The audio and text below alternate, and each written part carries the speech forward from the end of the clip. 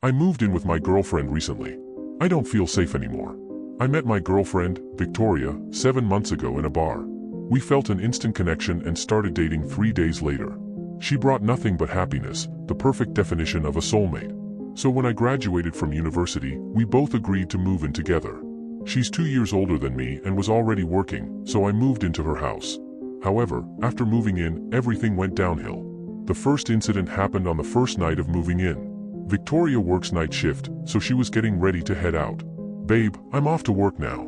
Just to tell you again, the neighbors next door get a little cranky at night, so just ignore them," she said sweetly. Yeah, I get it," I responded. I gave her a kiss goodbye and she left, leaving me alone in her house. I sat down on the kitchen table and got to work. For context, I work remotely as a character designer for a video game company. It was peaceful for a few hours until the clock hit 2 a.m. The cranky neighbors began screaming profusely. I couldn't hear what they were saying, but it sounded like an intense argument. I tried ignoring it for a while, but eventually the sound became unbearable. Banging was heard on the walls, glass shattering on the floor, followed by more screaming and arguing. So much so that it sounded like multiple voices overlapping each other. I tried blasting music in my headphones, but that didn't help. Eventually, I couldn't take it anymore, so I called it a night and stopped working. The next day passed by in a flash.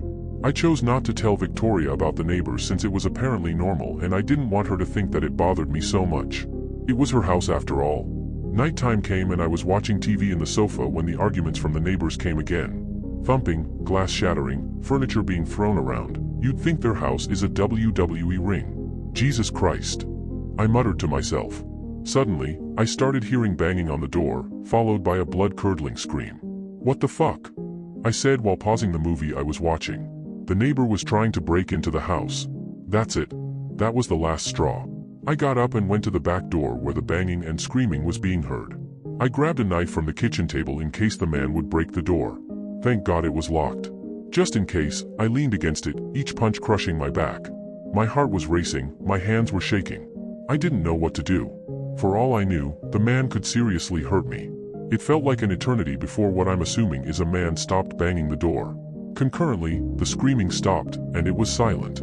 "The fuck," I muttered under my breath. There was no way I was going to live in these conditions. I decided that I was going to confront Victoria about it when she got home. With that in mind, I made sure all the doors were locked, windows shut, and went to bed. A few hours later at 6 a.m., my girlfriend got home and laid down in the bed next to me. She hugged me from behind and gave me a kiss on the nape, waking me up. "How's everything?" she asked softly. "Were the neighbors loud?" I grunted and turned my head to face her, rubbing my eyes. "What?" Victoria giggled. "How did it go with the neighbors?" I found it strange that she asked me that today but not yesterday. Maybe it was me being tired. "The husband tried breaking in," I said. "He banged on the door for at least 2 minutes, screaming. I thought that was the end for me. Seriously, Victoria, I don't think this house is safe for us to live in. As long as the door is locked you should be fine." She smiled, sweetly. I gave Victoria a serious look. "Listen, I can't live with these conditions." I tried to say it as nicely as possible. "I didn't even feel safe in this house last night. You're telling me this is going to happen every single night?" Victoria looked down, her eyelids drooping down in discomfort. I felt sorry blaming her for something that wasn't her fault, but we obviously needed to do something about it. "I can't fear for my life every night. I'll call the wife tonight and see if anything can be done." She hugged me tightly. "Okay?" I smiled and kissed her forehead. "Thank you, baby. I know it's not your fault, but it's impossible to live in fear in my own house every night." On the following evening, Victoria left for her night shift. Once again I was left alone in her house. She texted me around 15 minutes later, telling me that the problem was solved and that it should be better tonight. I thanked her and laid down on the sofa to wind down. I ended up falling asleep while watching a movie. I woke up a few hours later at 4 a.m. to screaming from the psychotic neighbors once again. Furious, I got out of bed and prepared myself for confrontation. I was ready to finally get to the bottom of this. However, as I walked closer to the front door, something felt off. I noticed the voices and banging a little closer than usual, as if they were in the same house. It was the first time I ever paid attention to where the sound was truly coming from, but it was still unexpected. Subtle, but unexpected. Following the traces of sound, the screams didn't take me to the front entrance, or to the house next door. They took me to the basement door, the only part of the house I haven't gone into yet. My heart began racing. This has to be my hallucinations. The sounds can't be coming from my girlfriend's basement, right? With my legs trembling, I tried to push the basement door open, but it was locked. It only resulted in even louder screams coming from downstairs. They sounded like a cry for help. What the fuck is down there? I muttered.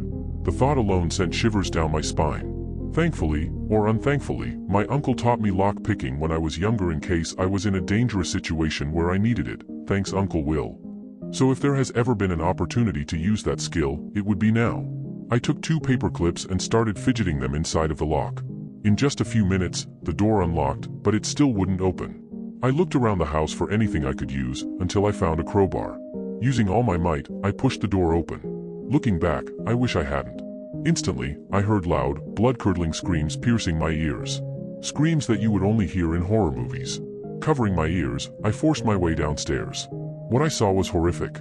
Dead bodies of dozens of guys were organized in a line on the floor across the basement. Worst of all, every guy there looked to be around my age, many looking like the exes Victoria had talked about in passing.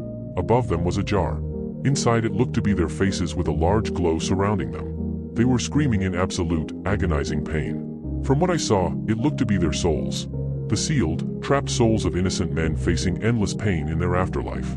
The stench was unbearable. Their bodies were bled out, as if everything inside of these men were sucked out to leave only their pure skin. Despite that, their faces were somewhat recognizable, each body neatly placed to keep its original shape.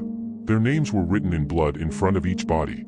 Jack, Noah, Michael, etc. Their screams sounded more like loud gasps from up close. The room was so loud I was getting dizzy. It got even worse when I got to the end. Another name written in blood, with no body behind it, as if it was still being prepared, Dylan. That was my name. I then got a notification on my phone. A message from Victoria. My heart stopped just by reading it. Hey babe, I'm home. Sorry about yesterday. Let's have some fun tonight, winky face.